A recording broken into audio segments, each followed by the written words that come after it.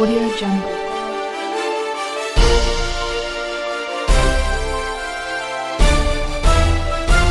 Audio Jungle. Kaleshwaram project దానిలో Medigadda barrage 100 కాంపోనెంట్లలో అదొక చిన్న కాంపోనెంట్. దాంట్లో కొంచెం ఇసుక జారి 2 పిల్లర్లు కుంగినాయి. అదేందో ప్రళయం బద్దలైనట్టు దేశమే కొట్టుకపోయినట్టు నేను 2-3 రోజుల తర్వాత టీవీలో కూర్చుంటున్నా. ప్రతి ఇంటికి చేరుకొని చెప్తా కాళేశ్వరం సంగతి ఏందో, ఎందుకు గట్టినమో. కాళేశ్వరం పుణ్యమే కదా ఎంత బ్రహ్మాండంగా ఈ జిల్లాలో నీళ్ళు వచ్చినాయి. ఏ విధంగా మిడ్ మానేరు ఎల్ఎండి నిండి ఉంటుండే, ఏ విధంగా చెరువులు చెక్ డ్యాములు మత్తళ్ళు దుంకుతుండే. చాలా దుఃఖం కలుగుతా ఉంది మనసుకు.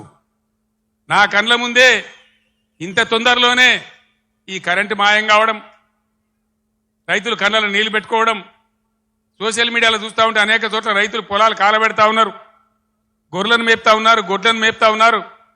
వాళ్ళు అట్లా నాశనం అవుతుంటే కూడా నేను పేగులు మెడలేసుకుంటా పండబెట్టి తొక్త డైలాగులే తప్ప, రైతు సోదరులారా భయపడకండి. ఒకనాడు ఇదే ఎస్ఆర్ఎస్పీకి నీళ్లు తక్కువ పడితే సింగూరు డ్యాంలో ఉంటే అక్కడి నుంచి తెచ్చి వరంగల్ దాకా ఇచ్చి కూడా పంటలు కాపాడినాం. సిఆర్ గారు నా పక్కనే ఉన్నారు. ప్రభుత్వం అంటే అట్లా ఉండాలి, దమ్ము ఉండాలి, ధైర్యం ఉండాలి, రైతాంగాన్ని కాపాడాలనే ప్రేమ ఉండాలి. ఆ ప్రేమ ఉంటే, ఆ సోయి ఉంటే ఇవాళ ఈ పరిస్థితి రాకపోవు. ఎంతసేపు కేసీఆర్ని మన బదనాం చేయొచ్చా, మేడిగడ్డ ఈ గడ్డ చెప్పి దమన మన పనులలో ఒక పన్ను వదలవుతుంది. 32 పనులు రాలగొట్టుకుంటామా, మొత్తమే ఊడగొడతామా? ఏ పన్ను అయితే ఊగుతుందో ఆ పన్ను బాగు చేసుకుంటాం కానీ మొత్తం పనులు అయితే రాలగొట్టుకోం కదా. ఒక 2 పిల్లర్లు మొత్తం 300 పిల్లర్లు ఉంటాయి కాళేశ్వరంలో.